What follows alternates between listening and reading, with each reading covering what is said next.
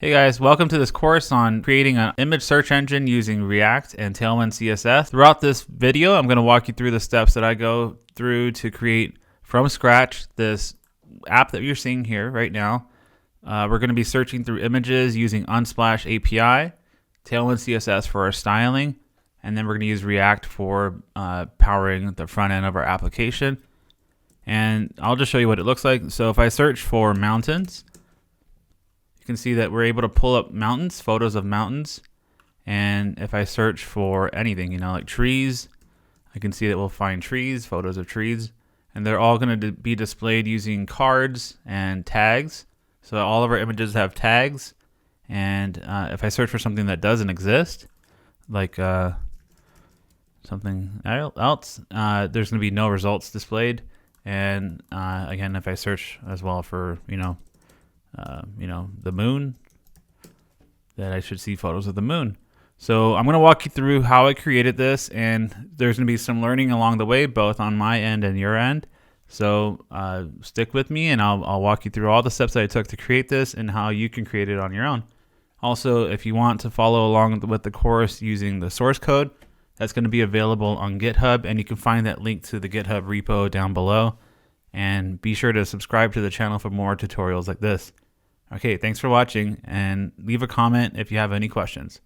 All right, let's get started. Okay, so I'm currently at my home directory. I'm just going to type P to cd into my projects directory, and then I'm going to do a new project. I'm going to call it, I'm going to do npx create react app, and we'll just call it React images. And then what this is going to do is it's going to run create React app with a bunch of boilerplate. So it's a real nice way to get started with the React application. And it'll give us a great starting point for the rest of our app. While that runs, I wanted to kind of show you what we're going to be working on while this runs in the background.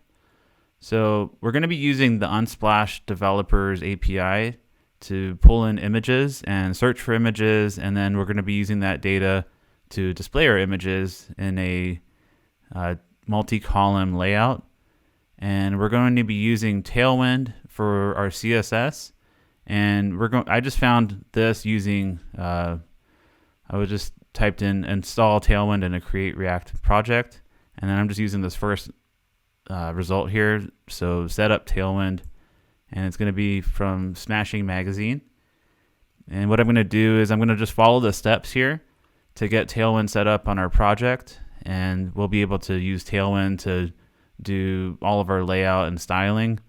And what Tailwind is it's a pre-processor for CSS. So this is what Tailwind is. It's you're going to be seeing a lot of like the same classes over and over. That's actually what like the main benefit for it is. You're just going to have a lot of semantic classes. So as you create your buttons, you can just use like padding, background. You can do hover effects on all within your classes. So this makes it a lot easier to like keep your components, your React components styled using a single file without having to break it out into a SAS file and an external CSS file and do all that. You can actually just run it all here. So it makes it real nice and easy to reason about. And then we're also going to be using React process.env to manage the environment variables for our project. All right, so this should be completed now. So what I can do now is just cd into React images and then run yarn start, just based off of these lines right here. So that's going to start my React project using yarn, and what that's going to do is it's just going to display this placeholder boilerplate text for us. And moving forward, what I want to do now is I want to actually open this up in my code editor. So I'm going to open up a new tab here on my terminal, go into my projects directory, and then cd into React images. And then I'm just going to open up in my code editor with code dot, and that'll open it right up. So the dot is just like the current directory that we're in. And what I'm going to do now is I want to actually just remove this boilerplate code here. So I'm just going to remove all this, and what I'm going to do is just have an empty div and just say search and then maybe results. And I'll just do a line break here like that. So, yep, so now we're seeing search and results. And then I want to remove this logo and the boilerplate CSS from React. I don't need that. And then it looks like there's also a little bit of more boilerplate styling. So I think it should be in our index.js, so index.css. Yeah, so that looks like we removed all the styling that came with Create React App. And what we're seeing now is just the styling that is default in our browser. So the next thing I want to do is I want to actually create, so I have that search placeholder and this results placeholder. What I want to do is now starting with this Tailwind CSS installation guide. I'm going to start following the steps here. So what I want to first do is I've already created my React app, and I've now need to install Tailwind post CSS CLI auto prefixer. So I'm just going to go into my tab that I had open on my terminal, and then bring that side by side so I can make it easier to follow. So I'm going to do, first of all, yarn add Tailwind CSS post CSS dash CLI auto prefixer dash D. So the next step here is npx tailwind init and tailwind.js dash full. So this is going to create a Tailwind.js file inside of our project directory, and it's going to install all of the configuration variables inside of that file. And you'll see that we now have this new Tailwind.js file. And what this has inside of it is all of the configuration that we'll see in Tailwind.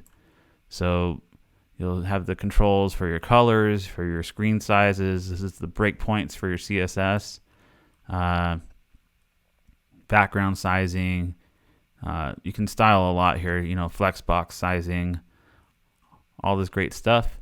And this is all, if you wanted to actually control the setup for your Tailwind installation, you can just go into this file and update all these configuration variables as you need. But for this project, I think we'll just be using mostly the default stylings that come out of the box. So we can just close this for now. And now we have Tailwind CSS installed. Let me just figure out if there's anything else that we need to do here. It looks like we need to do post CSS configuration. So what I'll do is I'll type touch post css.config.js. And then we could probably just copy this in here. So if I go to, I just copy here. So back in my code editor, I can go into our post css config.js file and just paste that code that we found here and save that. So post CSS is necessary to handle the linting. So this is going to be the browser prefixes on the CSS classes that we have. So you're going to see like the dash moz and the dash what is it? I think it's I'm not remembering off the top of my head, but WebKit for Safari, Moz for Mozilla, and I think Chrome also uses WebKit. Off the top of my head, I'm not really sure which ones they use, but we could look it up if you wanted to. So what we're doing is we're adding in our post CSS config, we're going to be loading Tailwind CSS, and we're also requiring the auto prefixer. So that's what this file is going to be doing for us. And it's loading in Tailwind at the top here. So it looks like we're fetching in the Tailwind CSS package, placing it into a variable. So that's what this does. And we're wrapping Tailwind.js in our Tailwind CSS file. using this variable that we load up here. And then we're also fetching the auto prefixer package. So now we need to inject Tailwind components and utilities and base styles into our app. So we could take these Tailwind, it looks like directives, and then in our Tailwind.css file, so where would this be?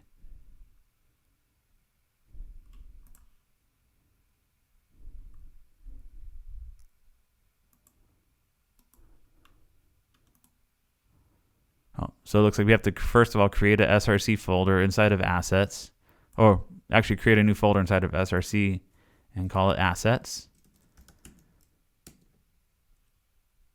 And then we need to create the Tailwind.css file here.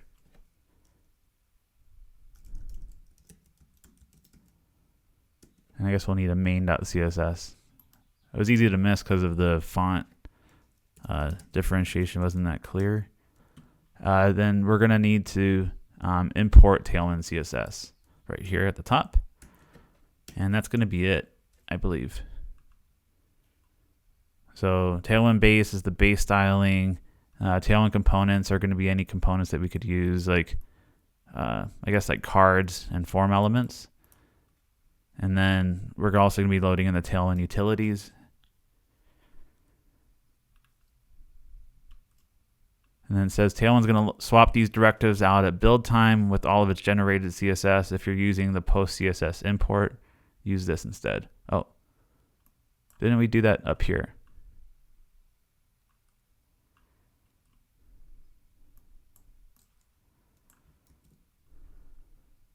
All right, we'll come back to that if I need that. I thought it said to do the post CSS, but I'll probably have to come back to that just in case.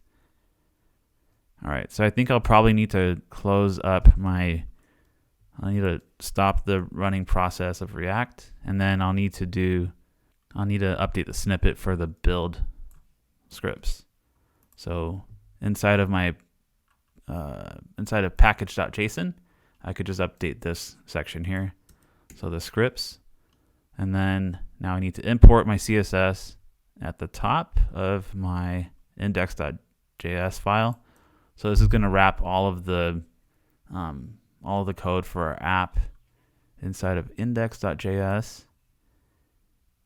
And let me just make this a little bit bigger so you can read it more easily. Oh, I think this is off the screen. So yeah, I'll just need to import this into our CSS file. So what I can do is import .assets/main.css. And I think we should be able to run that now. I said to put it above the app, so I'll just do that. So we already deleted import logo, and we already have import React in there inside of app.js. And now we need to build something. Oh, it looks like it should be good to go. So let's try running it and see what happens. See if it breaks. If it does break, I think we might have to. I think I need to do the post CSS build here. So there was 2 different configurations. So let me just try this one out. I think this might be the issue.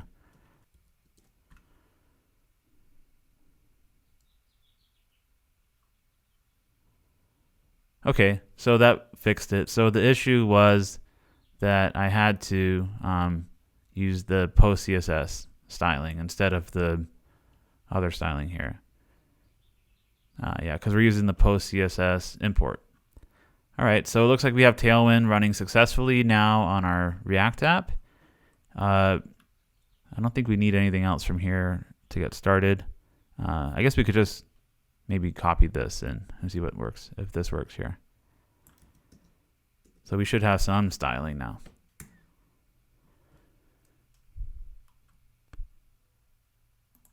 So on app.js, let's just copy and paste this in. Let's give it a test, see what happens. Okay, so yeah, we don't have profile.jpg, that's fine.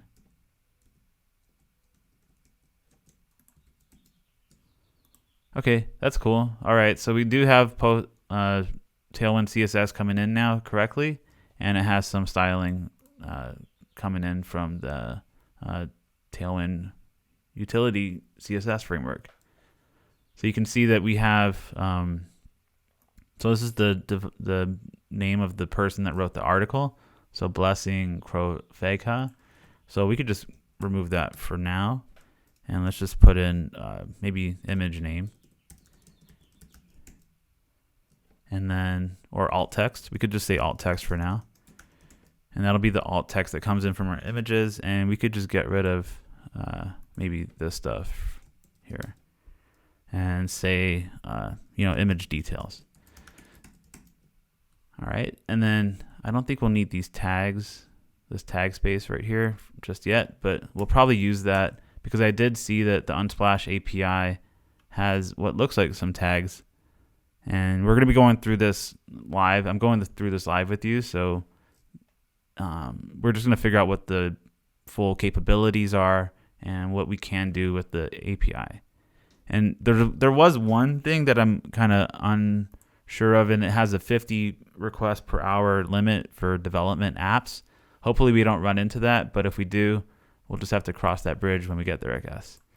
So the next thing I want to do is, now we have this alt text. We can probably close this now, I think. So I don't think we'll need any more stuff here. Yeah. So if you go through this set series, if you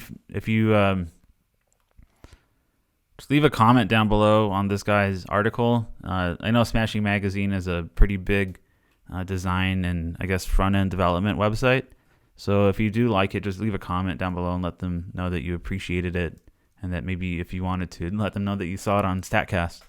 Anyways, we can close that for now. And we are going to run into this later, and I wanted to show you this, but we can ignore this for now, and then we can close our extra tabs as well. And we're going to leave this one open. So this is our card that we're going to be using for images. And just for the time being, let me pull in, there's a random image on Unsplash. So this is an API that's open so that you can just pull in random images, and you don't need to do any credentials at all. So just to get started, let's just try this out. And let's just see what happens when I open up this in a browser window tab. So it looks like it just pulls in a random image, and then it gives us like the path to that image. So I think it's just doing a 301 redirect. And I could pull in Postman and give this a test here, and we can see what we're seeing. So this is just like an API Explorer client, and it makes it real nice to create HTTP APIs, like RESTful APIs. It's really nice for that. So if you haven't used this, Postman, I'm not sure if it's available for Windows, but there should be something comparable to Postman, and I'm pretty sure it should be. So I'm going to paste in that random get API here, that URL. And it looks like what we're seeing here on our results, our response. So we'll just need to see the full response. All right, so we're getting our images coming in now from the API. And then what I want to do now is I want to actually create my Unsplash API developer account. So I already created my personal account. And what I now need to do is create the new app. So I haven't created an app yet. So what I'm going to do is I'm just going to say, so I'm going to approve all this. So API can be used for non-automated, high-quality, authentic experiences. All right, so we can create application. So we have our app now. And if I click on here, so I have this as my app. So I can open this up, and then I can see that here's our key and my secret. What I'm going to do is I'm going to actually delete this app afterwards. So these keys aren't going to be accessible, but I am just going to show you on screen that we have access to it. So I'm going to copy this access key here. So I'm going to copy my access key, and then I'm going to go back into my app. And then what I will do now is I need to actually add this into our files so that I can access the key. And you don't really want to hard code it in. So I'm not going to do something like, this is just a dummy code, but I'm not going to do something like get the API key and then paste this in, like that. So what I'm going to do is I'm going to create a file where we can store all of our environment configuration variables, and we can access that using something called process.env. But to do that, what I'm going to need to do is first create a new file, and I'm going to call it .env. So this it makes it a hidden file from our Git repository. So we're not going to be able to see it. We shouldn't be able to see it, I think. If I go into my projects, images, and then if I do git status, I can see the status of all my Git files. Oh, this will be displayed on your tracked file. So what I want to do is I want to actually add this in to my untracked files. So yeah, it's not here on the boilerplate. So I just need to add.env and save that, and that shouldn't show up on my Git status. Okay, actually what we'll do now in the meantime is I'm going to actually initialize, I'm going to add in all of the current files, and I'll just say that this is we're going to check in the files now. So I'm just going to do initial commit as the message. And I'll be posting all this code onto the Statcast GitHub page, and you can check out the repo after this video is done. I'll post this all for you to check out. So I need to add in the key into this .env file. So what I was trying to do before this demo, I went through this just a little bit just to see how this worked. And what you can do is unsplash-API key and then paste in that API key. And I thought that this would work because that's what I saw in the documentation. And apparently it doesn't, because if I just do, to access the key, you're supposed to do process.env and then this environment variable that we set up. So unsplash underscore API key. And then if I paste that in, we would expect to see that pasted in here. We would expect to see that showing up here.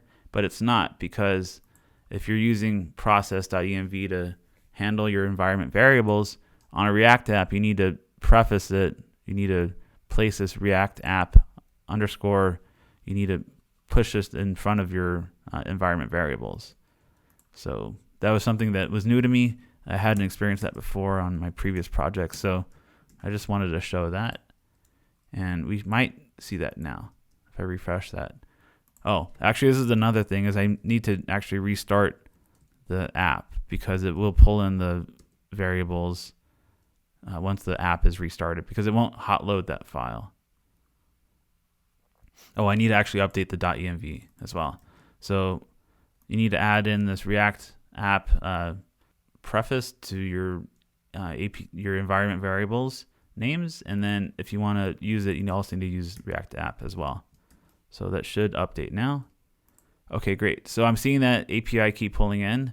We can just pull this up for the time being into, let's just create a const variable, and we'll just say that's equal to that.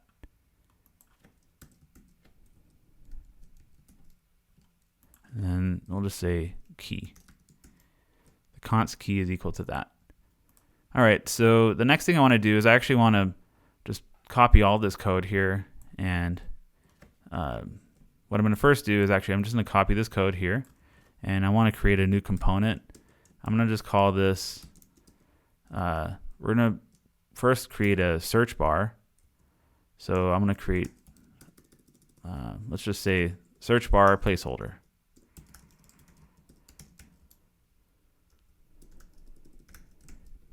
Okay, so now I want to actually create a components directory, and it's going to be in the assets directory. I'm going to create a new folder called components, and this is where all the components for our application are going to exist.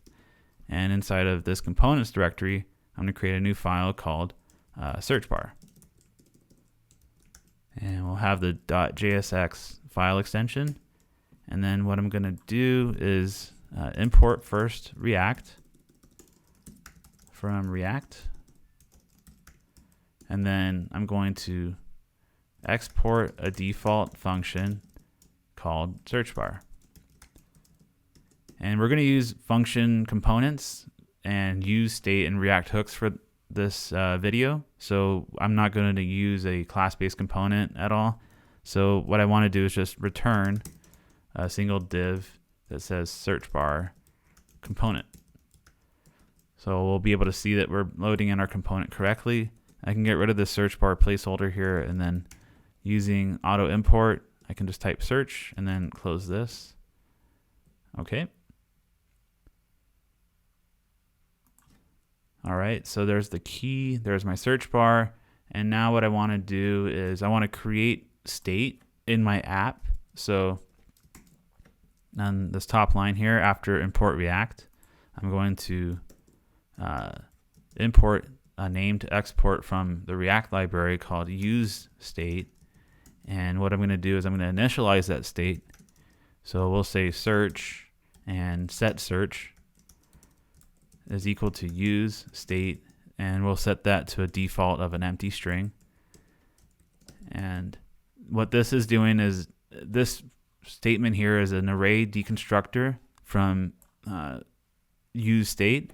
So this use state named import or named export from the React library, what this is doing is this is a function, and what we're doing here is we're passing in a default value for this, and we're naming this return to two different things. So if I just console logged, first of all, what I'm going to do actually before I do this, I'll show you what is actually going on here. So I'm going to console log use state and pass it in that empty string, and I want to see what it displays here.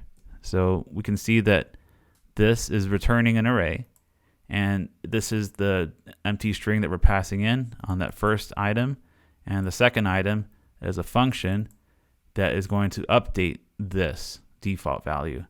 And then we can access it just like we would any other variable, like this type search term or something. Actually, term is actually probably a better name for this. So term, and then set term.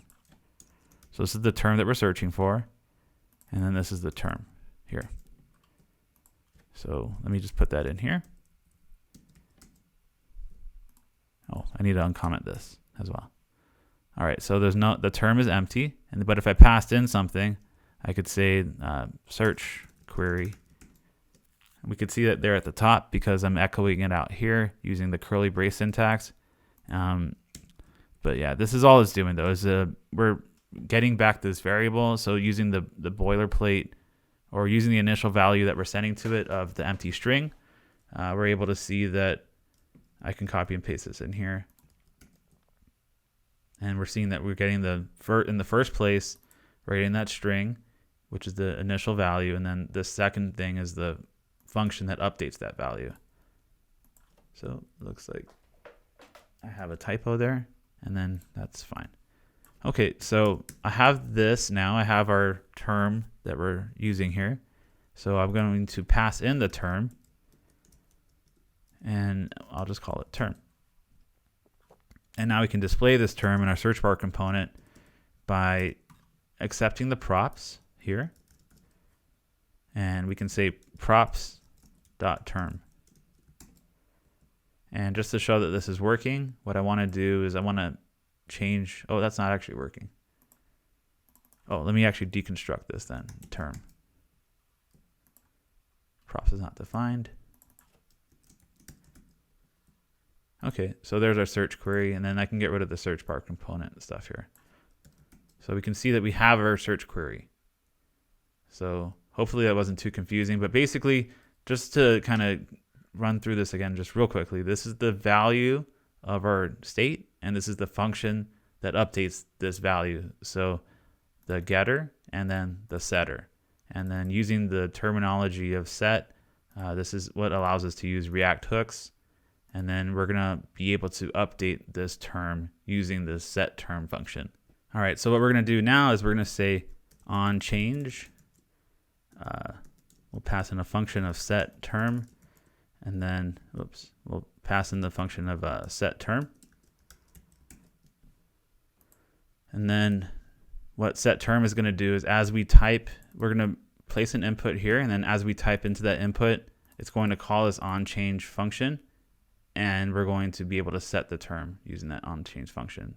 And then we're going to have to pass in the value. and then set term to that value. And I'm going to create some new line breaks here just to make it a little easier to read. All right, so now we need to add in the input that we're going to use to update this query. So I'm going to say input, and then the value is going to be the value of term. And then on update, or is it on change? On change, we're going to take the event of the change, and we're going to pass back to the on change. Actually, we're going to call it handle change. I'll call it handle change.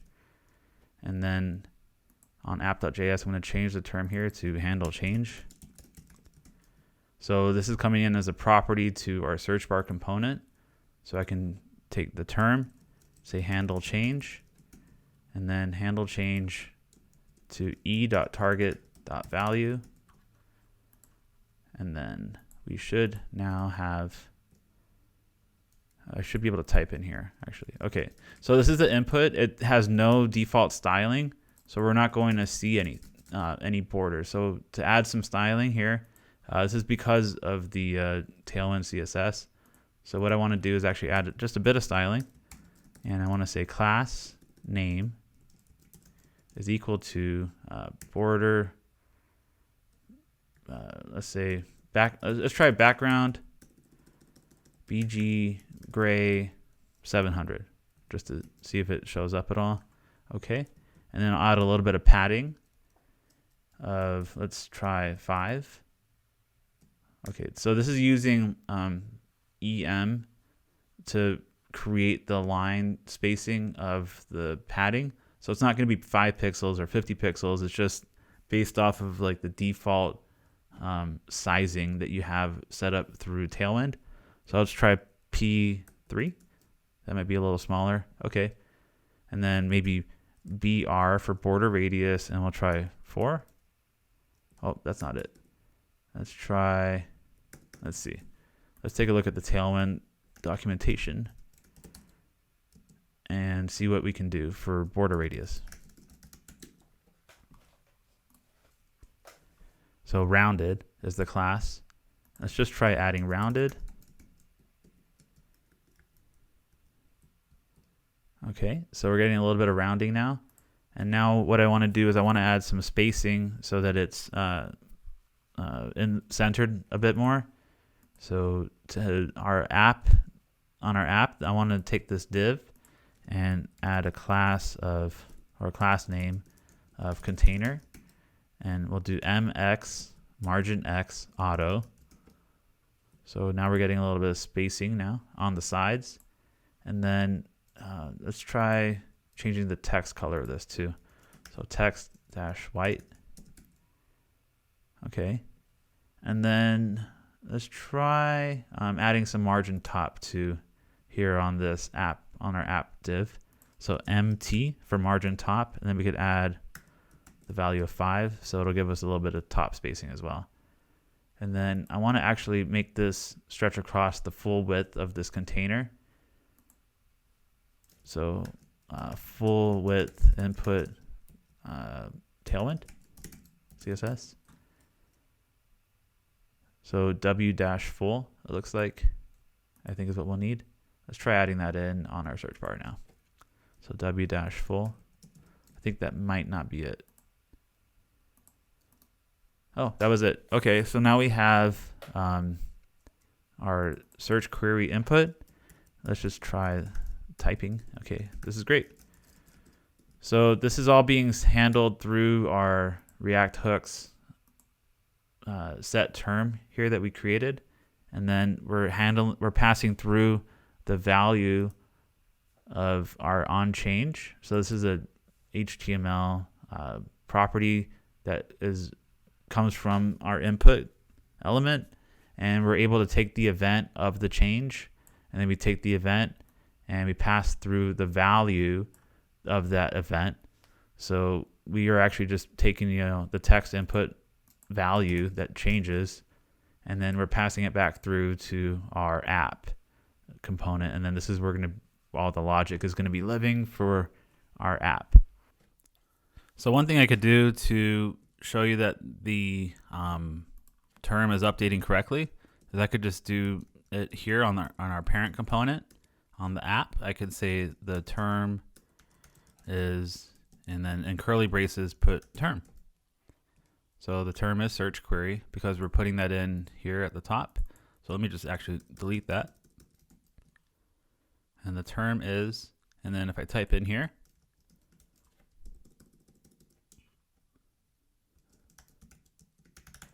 all right, so that's it. That's updating correctly. So this is actually updating the state of our parent component, and we're passing through the updated state. Whenever that updates, we're passing that through to our search bar, and this set term is handling the updating process for us. And we're seeing that we're able to actually access this updated term here in our app.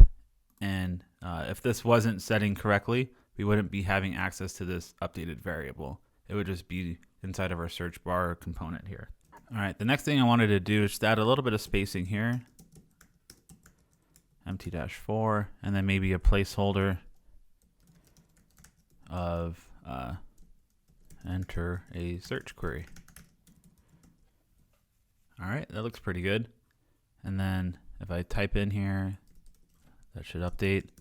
And then we have our placeholder. Okay, that's pretty nice. And then actually I wanted to add MB, so margin bottom.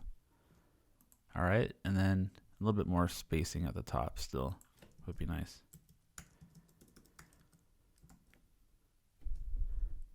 All right, so we're getting somewhere now. The next thing I want to do now is actually try processing our request to the Unsplash API. So to do that, let's take a look at the documentation. So we've created our developer account. We don't need to register our application. We can take a look at maybe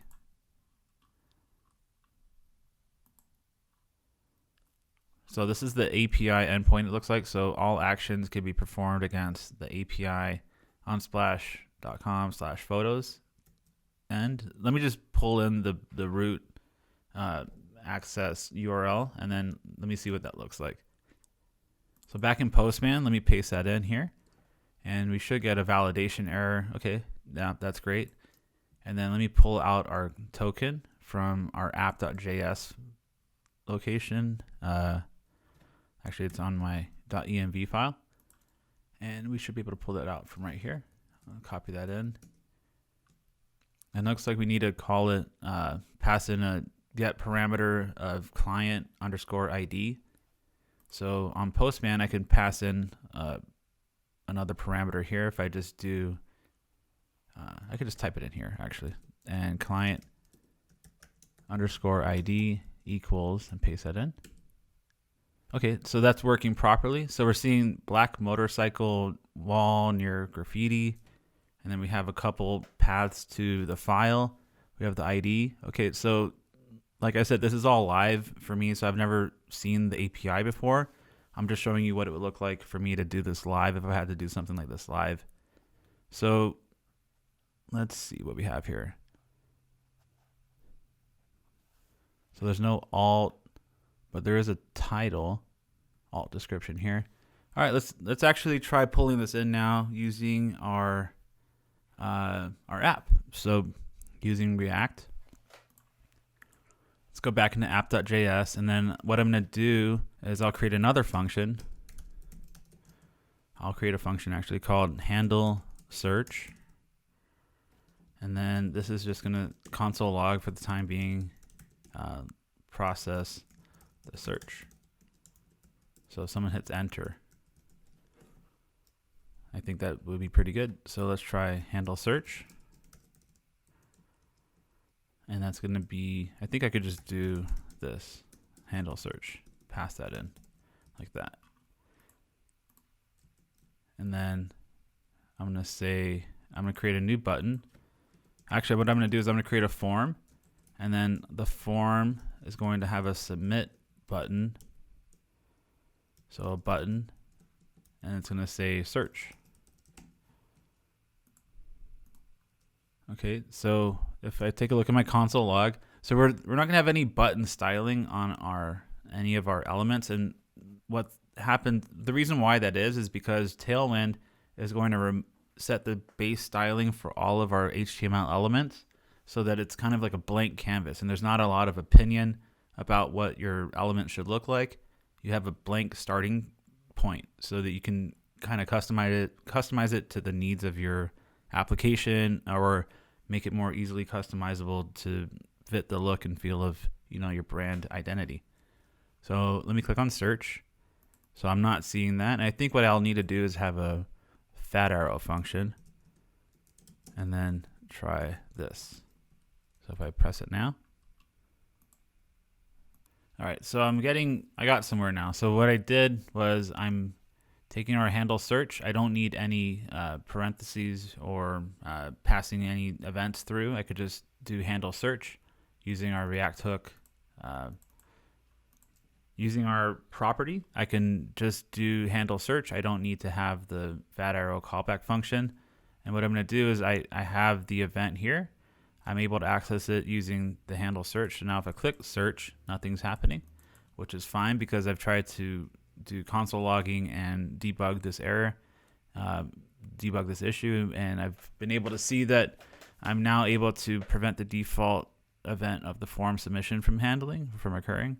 So I'm going to now try handle search. I'm going to pass through our event and see if that did it. Oh man. So I finally figured it out. So it looks like I just had a typo the whole time. All right. So instead of, I had here pvent, it should be prevent default. So now if I try submitting this again, all right. So now we have processed the search and you can see that this number here is going up. It's increasing. So great. Now I have a little bit of progress. So now what I actually want to do is actually process the search. I want to handle our search event. Okay, so to handle our search event, what I want to do now is I want to use Axios, and I'm going to do a GET request to our URL that we had from Unsplash, and I'm going to do a GET request to that URL. And let me close this up so I get a little bit more screen real estate. And I'm going to do a GET request to that URL, and then I'm going to say then response, and I want to console log that response.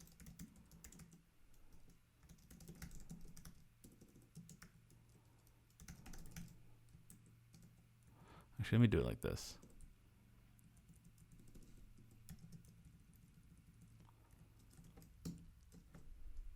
Response is going to be the response, and this will make it a little easier to read.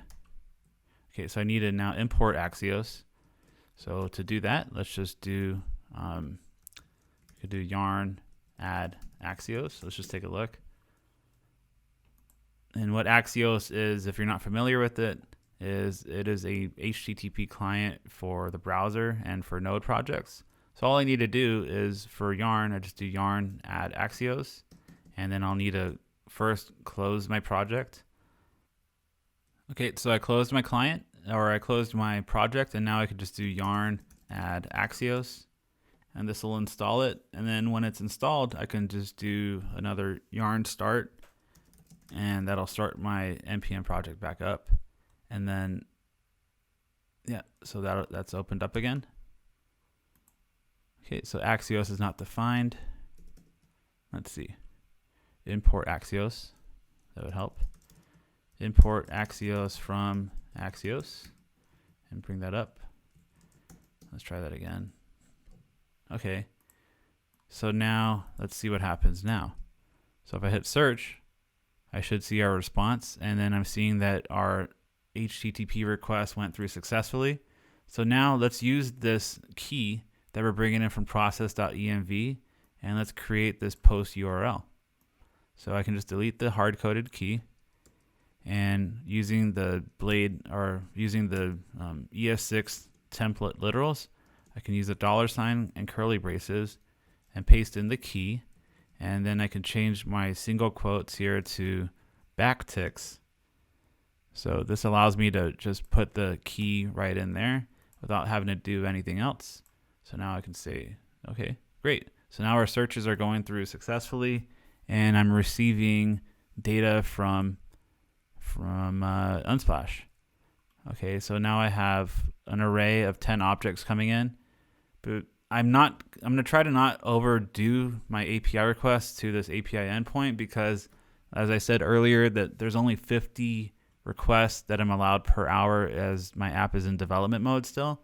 So what I'm going to do is I'm going to not send a bunch of requests as we're developing this, and let's just see if we can avoid hitting that max API calls, that limit there.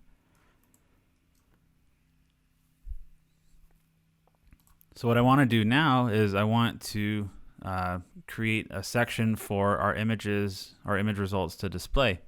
So here inside of our app file, I want to create a new component, but first let me actually create it here inside of our components directory, and I'll just say that it'll be called image list.jsx.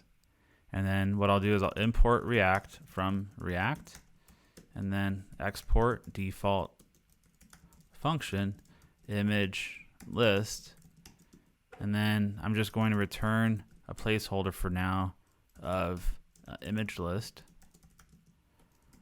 and then on my app.js I'll import this as image list and then hit enter for, whoops, that wasn't it, image list, where is that?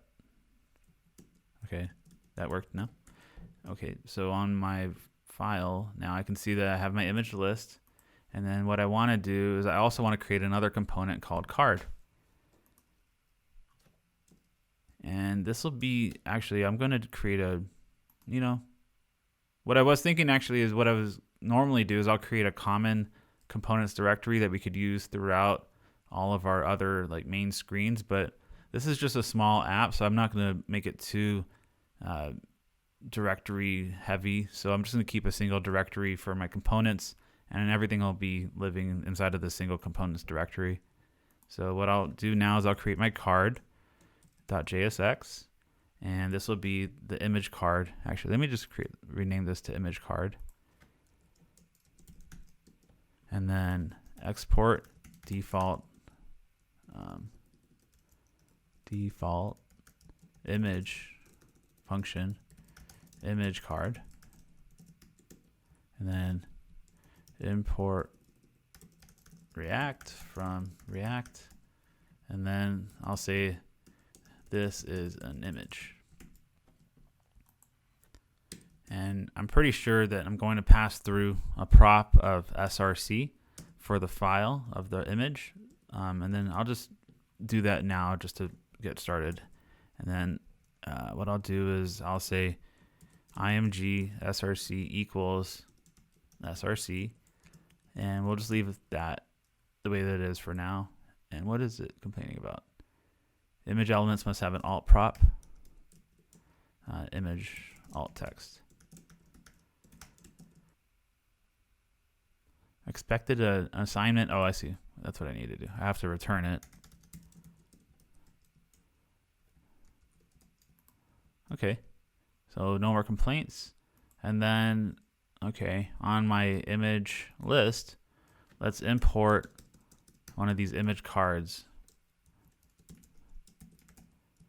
And I'll just start styling it out. So from image card, I could import it, auto import it there. And let's see, I'm not seeing that yet. And that's because I think I don't have it. I have it on my image list here on my app. So, oh, it's because I don't actually have a valid source file. So let me just try searching again. And within our response, I'm going to look at the data from that response. And on this first item, looks like we have a black motorcycle near a wall with graffiti. I'm just going to copy one of these images, and I think this.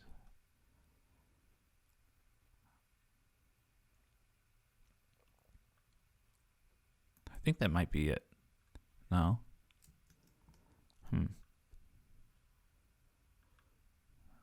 URLs.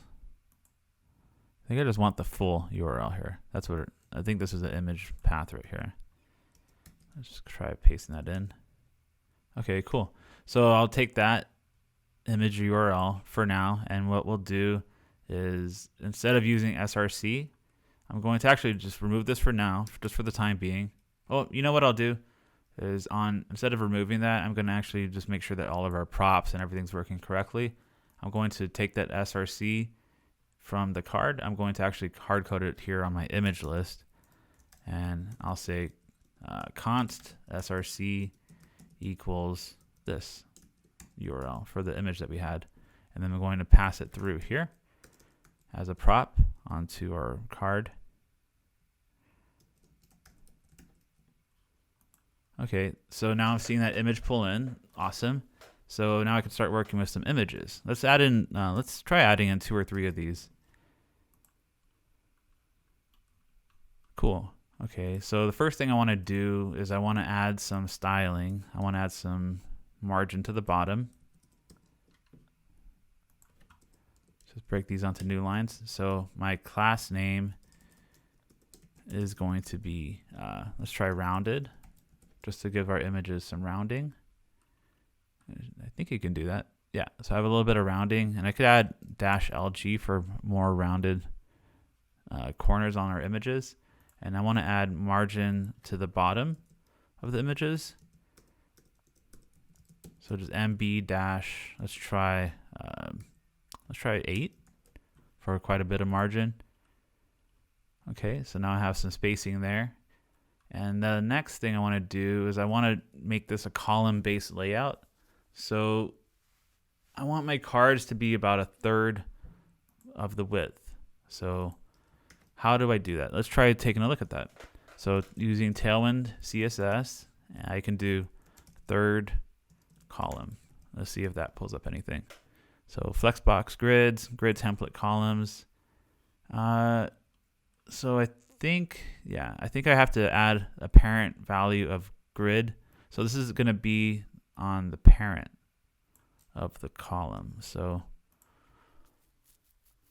for the time being, let's just do this on our image list. And I think that we'll have to break our an images array out into thirds, because I do want this to be in columns of 3. So for now, let's just do class name equals, and then paste that in there. All right, so now we're getting thirds on our images. Okay, so what's next? Let's try actually performing a search now. So let me close up some of these search results here. And the images are responsive. Yeah, I don't think we'll need this anymore. Yeah, let's just close that up for now as well. So we will still continue referencing the documentation here. Let's try performing that search. So here on our, here on our state, let's try creating a new state called results, and then set results. So this is going to be an array. And to do that, I'm going to create a new use state of an empty array as the value. And what I'll send that results here to image list, and I'll say results is equal to our results state that we instantiated here in use state. And what I want to do is, after my get request using Axios, I want to actually set the results. And I also eventually want to handle no results as well. Okay, so for this, what I want to do is I'm going to loop through our image list. I'm going to map through the results. So I need to first of all accept those results.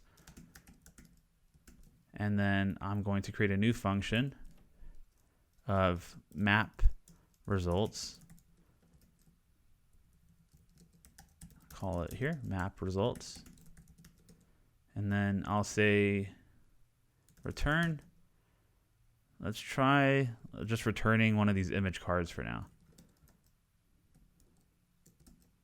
Okay, cool. So that's working. Now what I want to do is I want to map through the results. So first of all, what I'll say is if results.length is greater than or equal to, let's just say if the results.length is greater than 0, we'll return that image card. And then if not, we'll say return no results. So far our results are empty. And the next thing I want to do is actually perform that search results now, or perform that search. So what I want to go do now is go back into app.js. I can say error. First of all, actually, I want to handle no results. So on error, actually, it's on catch, actually. So catch error.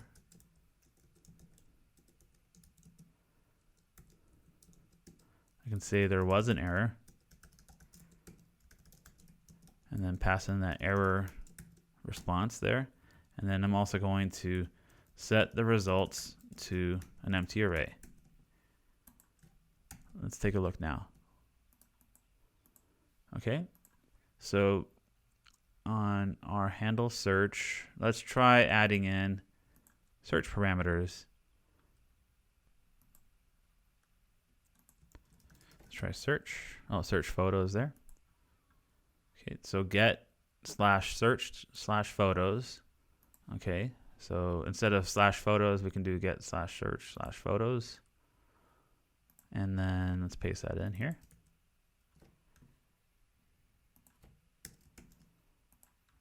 And then what is our query?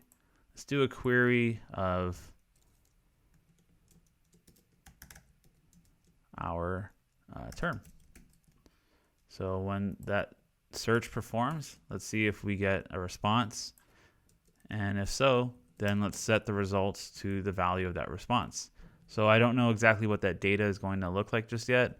So on our response, I want to see get response-data. I want to console log our response-data, and then I want to see what the results of that data looks like. But first I need to see the what's returned to me from this API. So let's try performing this search term here. Let's try water and hit search.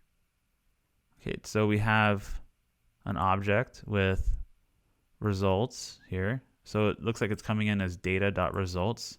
So response.data.results. So I could actually just say response.data.results. Actually, what I'm going to do is I'm going to create a new const called results, and that is going to be equal to response.data.results. And then I can also see that we have 138,000 total images that we could work with. So I'm going to say total, and then we can say response.data.total. So I'm going to set the results. Let's try setting the results now to results.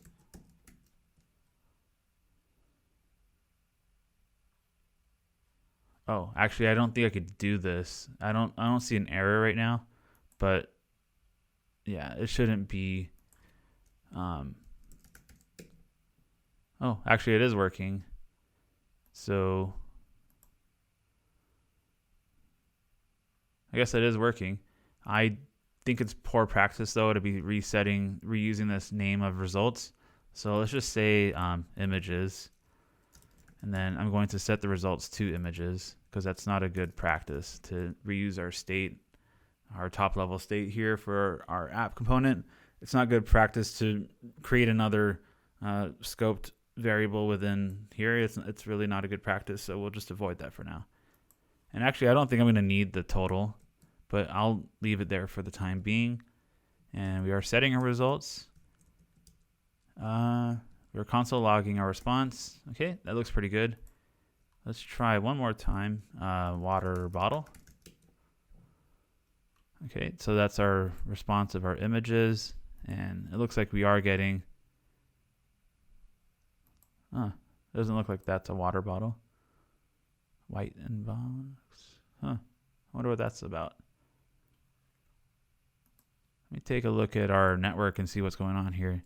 So if I search through photos, our query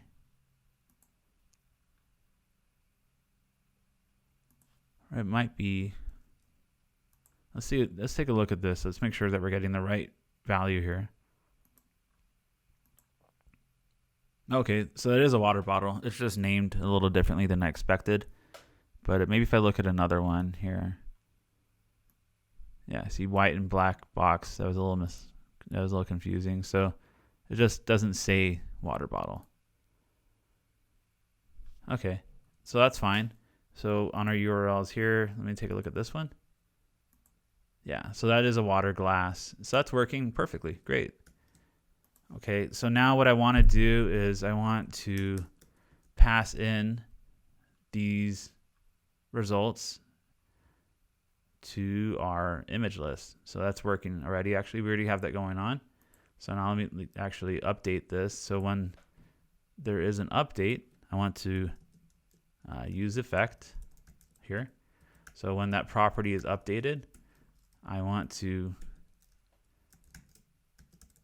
console log what is going on. So let's pass through an empty array. And let's just say that we have updated results. And then we'll console log the results. So let's just do a test, search. So updated results. And then if I do another search,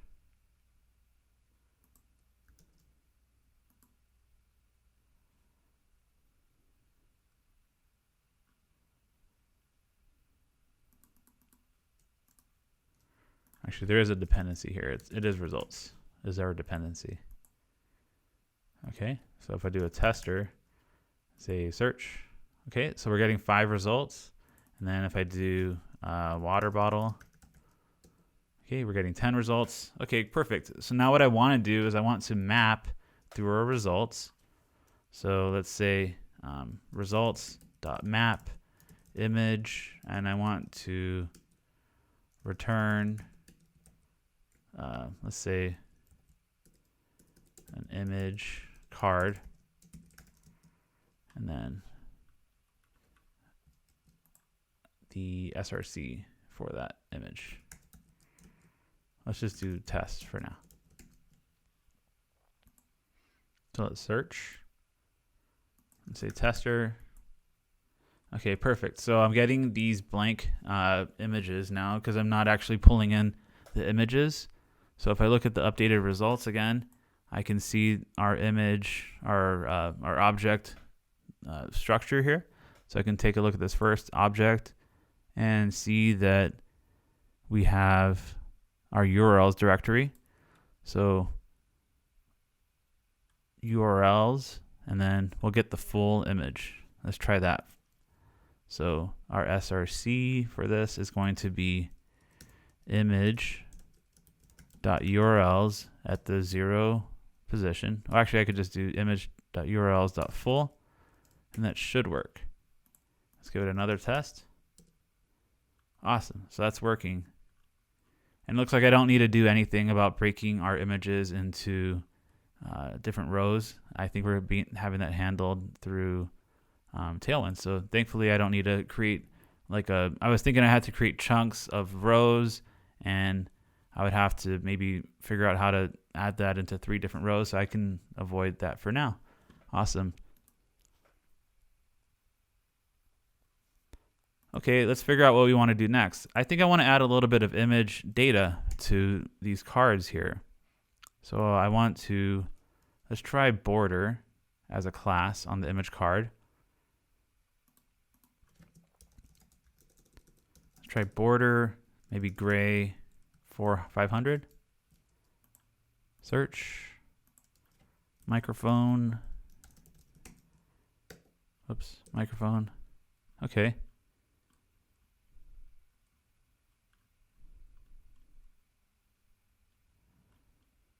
Okay, that's working pretty well. And it looks like we need to have a key prop on our map, on our image list. So let me just pull in a key from this. So our key will be our image.id. Yeah, let's do that. So here,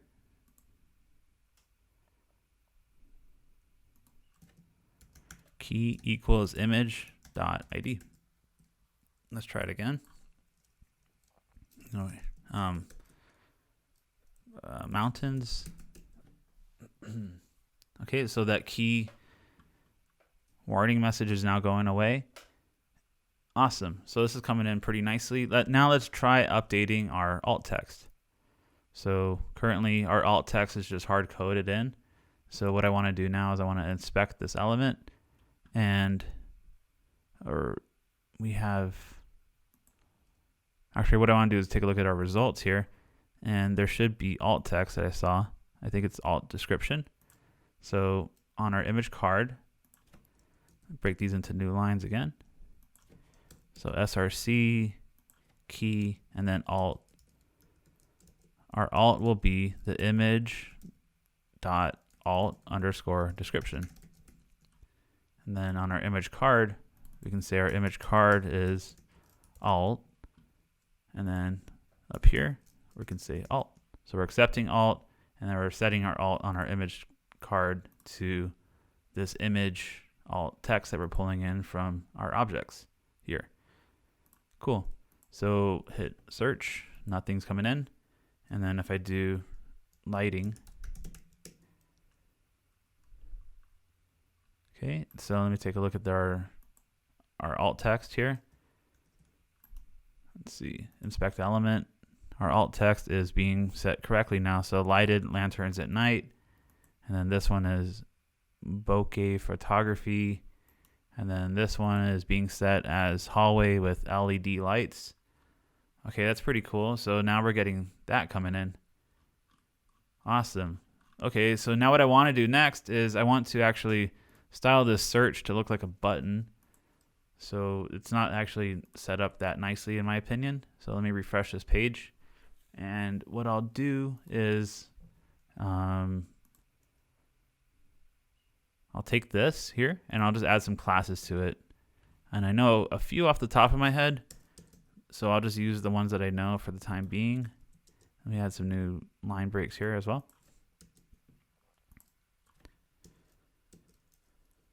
So we could do class name equals padding, or I think P-4, and then background dash blue dash 500. Let's try that. Okay, so P4, so this is padding all around the button. So if I wanted to do a wider padding on the sides than I would on the top and bottom, what I would do is PY. So for our Y axis, I want to do PY, let's try 3, and PX as 8. Let's see what that looks like. Okay, and that's going to be rounded. And then we will have our text as white colored, and maybe font bold. Actually, let's try semi-bold. And I want to go with a gray, maybe like a purple color. I kind of like purple more. Purple 500. Maybe a little darker, a little lighter. Okay, it looks pretty good. And then what if I want to do an inline search button with our form input here? So let me try this again. Let's try inline input and button. Let's try that with Tailwind.CSS.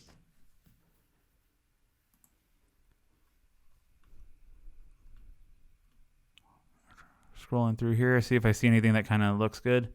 Underline form. I'm not really interested in the underline form, but I do like that it is all in line. So I'm going to copy this in. Let's copy this part in. And then, actually, I'll just take that whole thing. So let's first take this width here for the form. I don't have any classes on my form currently, so I could do class name equals, save that. Okay, so now that broke that apart a little bit. And the next thing I want to do is on outside of my div, I want to take this, or outside of my input, I want to add a new div that wraps our input and our button. So I can just tab these guys in, save that, do some auto indenting, and check that out. Okay, cool. So that's looking pretty good. Now for the button, let's just try copying all this in for now.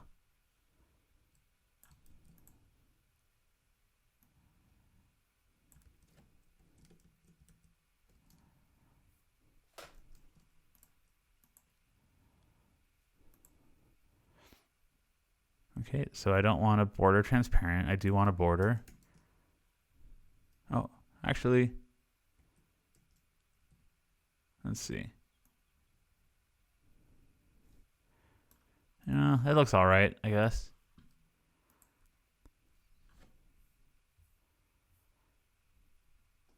Oh, I'm looking at the wrong button, that's why. So it was the sign up button that I wanted to copy here. So this one. And I can just modify that to fit what we need.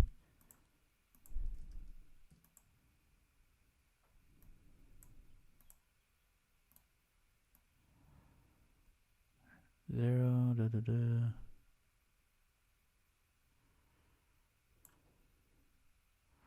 I actually liked our PY of 2 and our PX of 8.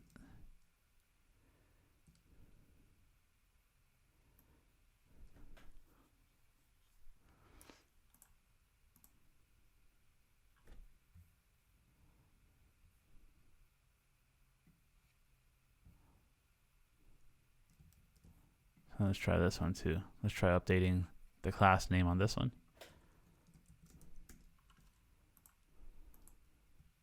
Okay, that's getting a little bit better. All right, that doesn't look too bad. Let's try max width.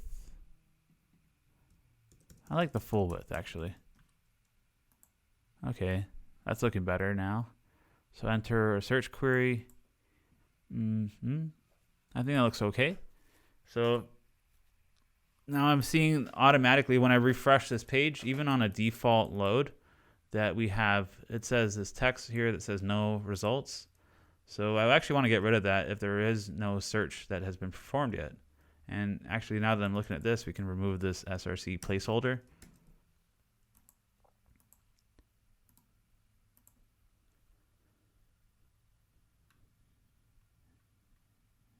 And we don't need this total right now either.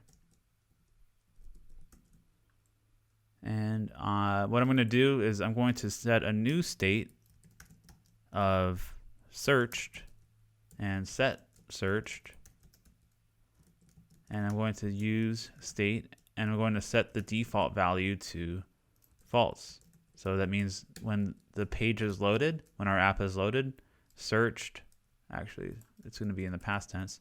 So searched will be false. So there will be no searches that have been performed yet. And using that, I want to say that I want to pass this Boolean value to my image list.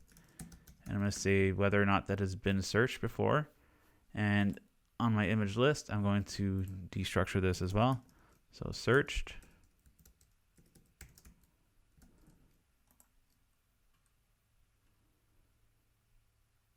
And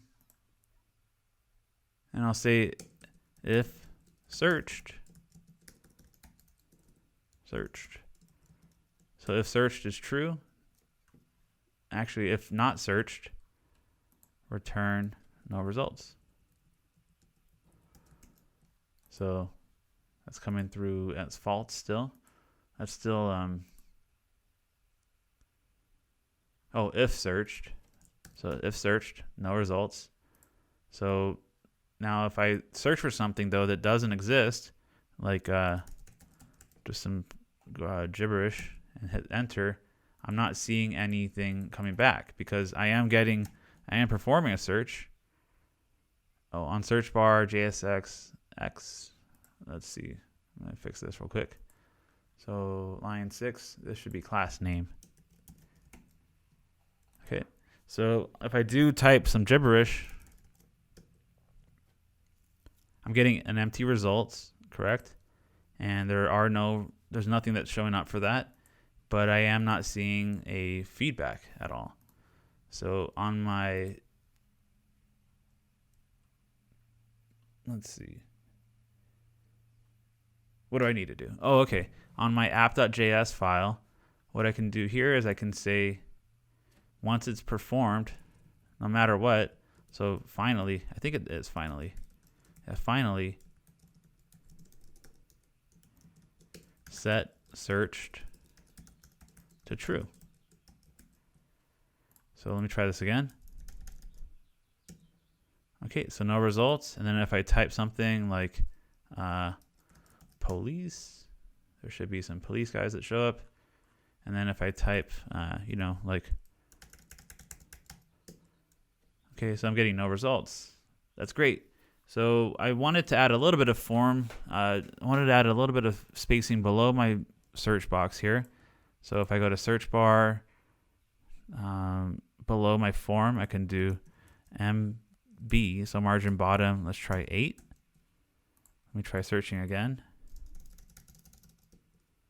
Okay, no results. And then if I do search again, if I try typing, mountain. So there's my mountains. I can close this. Okay, there's my mountains coming in. And then, trees.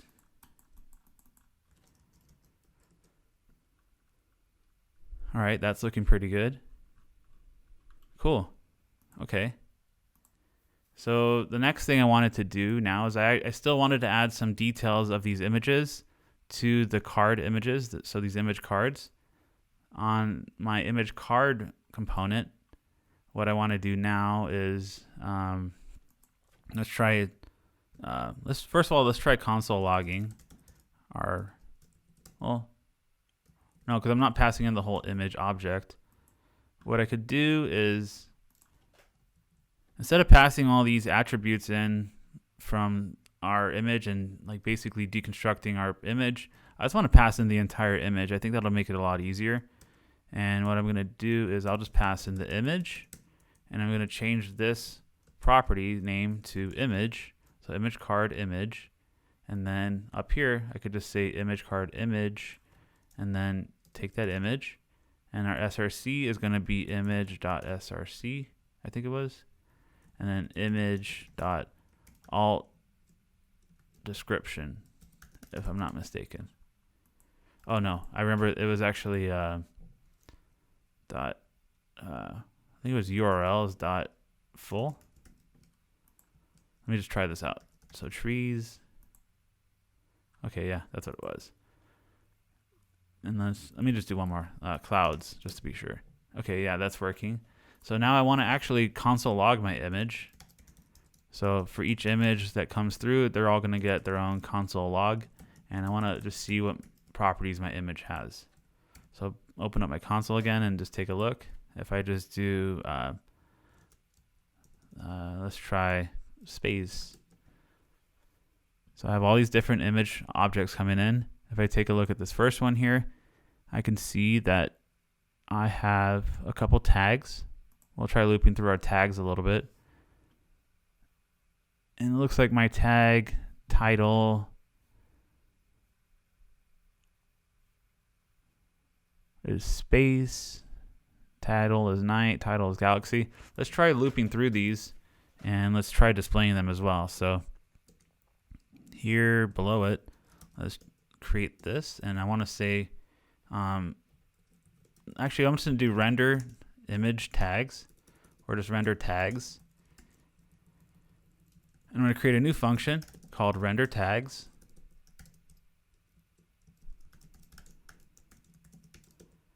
And I'll say if image.tags.length is greater than 0, Or I could just do that.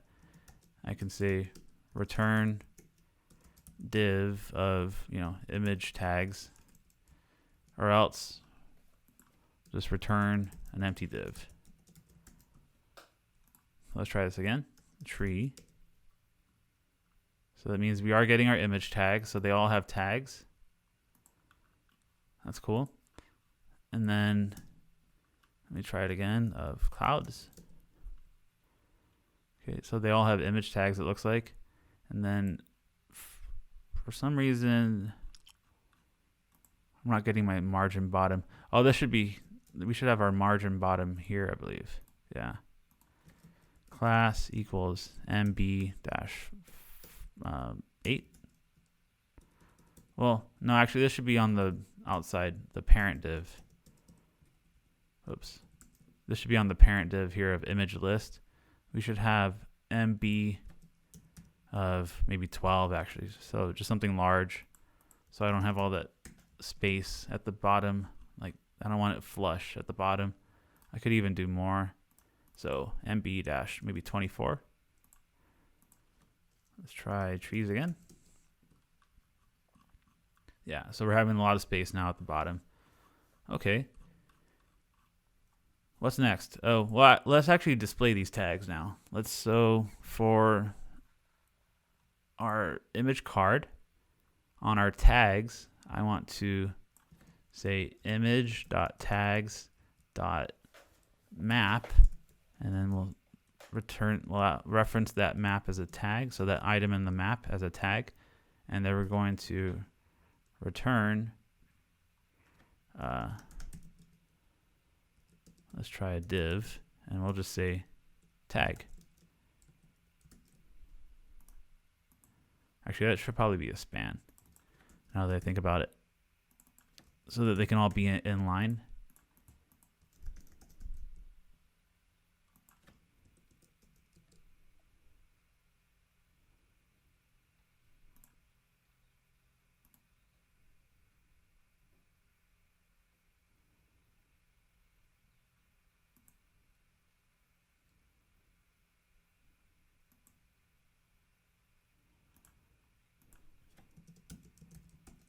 Is that it?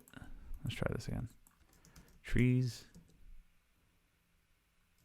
Objects are not valid. Okay, so I'm actually probably referencing this as an object. This tag is probably an object. So if I just refresh this, and I'll just comment it out, and I'll just say span tag without the curly braces, and we should just see tag. I'll type that in here. Okay, so tag, tag, tag, tag, tag, tag. So it looks like they can all have 3 tags, but what was happening was I was trying to use our tag, which is an object. I thought it might have been a string, but let me just take a look and see what our tag actually is. So our tag is an object. Oh yeah, we had the title. That's what it was. So it's tag.title. So that should work. Let me try curtains. Okay. Cool. So we're getting somewhere now. So what I want to do is I want to add some styling here. So using our Tailwind classes, let's say the class name is going to be background gray, or maybe teal, because we're already using teal. So maybe teal of 500. And then margin X will be, let's try 6, and MY will be 1. And I think I could do text small, if I'm not mistaken. But let me just see how that looks. So maybe a bowl. Okay.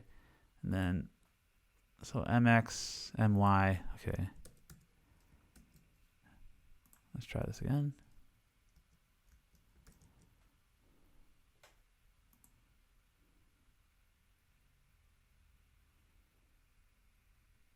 Oh, so PX actually. I'm not doing margin, I'm doing padding.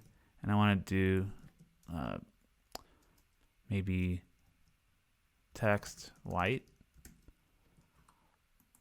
Let's try water bottle again.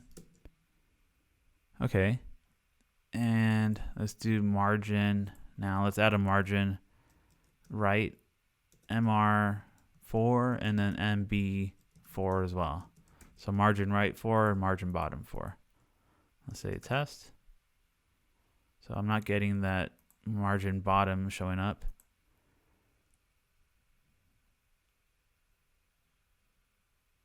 Maybe font SM. I think it's font small. Let's try test again. Maybe I try div here. That might help it out. Sometimes these things are a little finicky.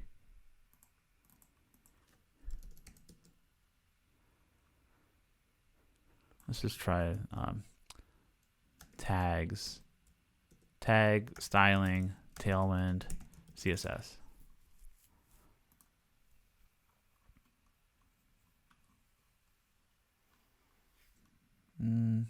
So they have a couple components that come with a couple component examples that we could take a look at. I think this cards one had tags. Yeah. So I'll just use these then. I'm having trouble styling it, but what I wanted to do is just copy that. And let's replace this part here. And then what I'll do is return.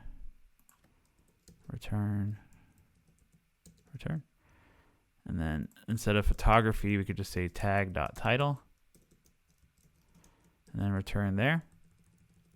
And I should be able to see some styling improvements. I'm not the best styler, so the best at doing CSS, so bear with me a little bit. And then let me just try television. Okay, that's looking a little bit better. Maybe I might want to pull in some more of the styling then. So if I take a look at this image, I can get rid of the rounded on our image right here, the rounded class, and then I can just add the rounded to our parent div.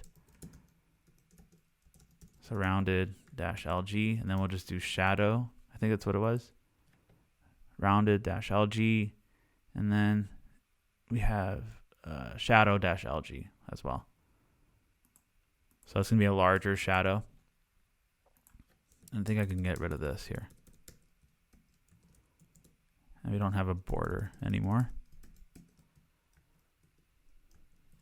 Let's try one more time. Collectible car. Okay. Now let me just add a little bit of spacing now on our tags.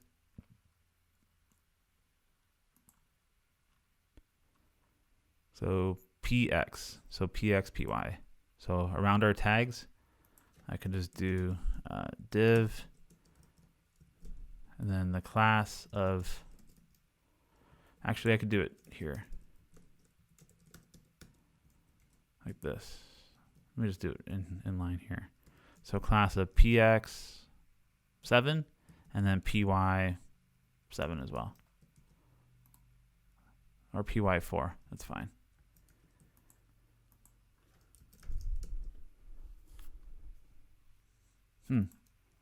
PY, PX. I'm expecting to see a little bit of padding around our tags now because I am adding some padding. Oh, class name maybe? Is that it?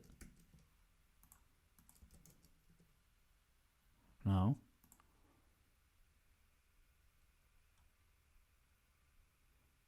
Do I need this flex item center?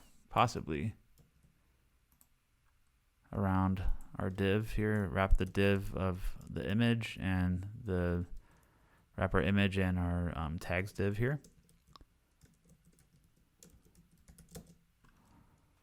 So class name equals flex item center. Oh, that's definitely not what I wanted.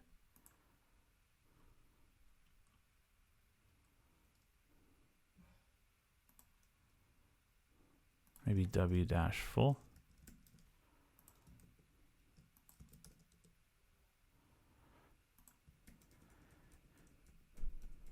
I'm not sure what that is all about. I think I'm using an incorrect number here. So MB, let's try a styling. Let's add that in. Yeah, so yeah, I was using the wrong styling. So the reason why I was having an issue is, let's say, what is it called? Sizing, Tailwind, CSS, box sizing. I think it's spacing actually. Let's try spacing. Customizing spacing. Okay, so if we take a look at the file that we created earlier on our Tailwind configuration, we can see that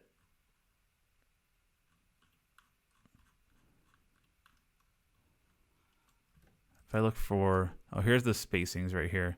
So if I look at our spacings that we have available, we're using REM spacing for spacing out the different numbers. And what I was doing was I was doing margin -7, but here are our helpers that we have at margin -6, margin 8.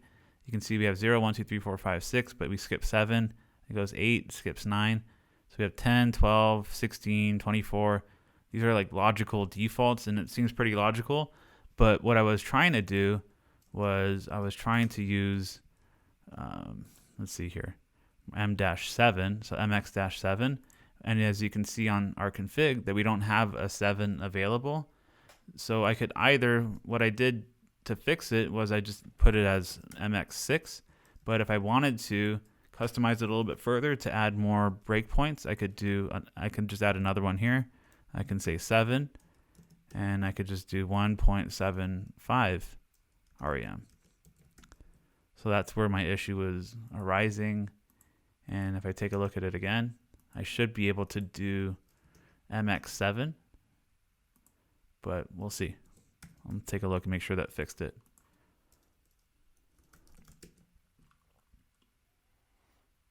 Okay, so that didn't work. I might need to just refresh it, but that's where I would actually configure that styling and that spacing there.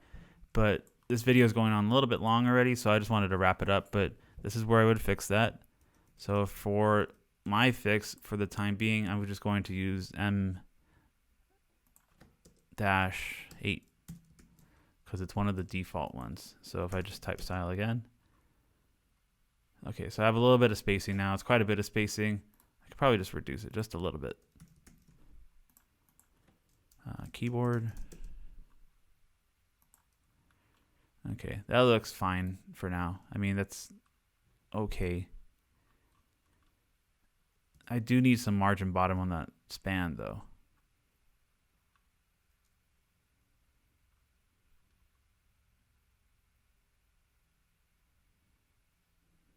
So on these tags, I do want a little bit of margin bottom, maybe a 4. Say typing. So yeah, I now have a little bit of spacing below my tags as well, so I can see it a little bit more easily.